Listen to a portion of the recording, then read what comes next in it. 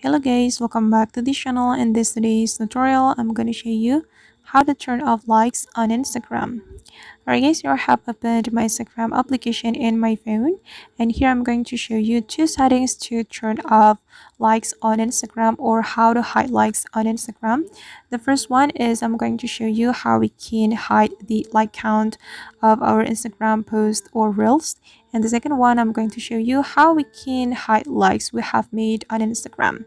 Okay, first of all, we can click on this profile button to open our Instagram profile, and you can select a post or reel that you want to hide the like count on. And I'm gonna go with this post. We can click on the post and we can click on this three dots button, and here we can choose hide like count.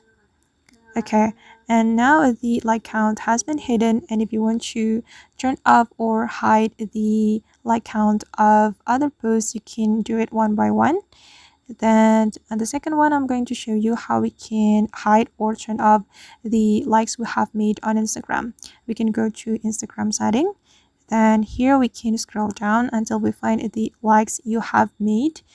Right here, just click on it, and here you can click on don't allow anyone to see likes if you want to hide your likes you have made.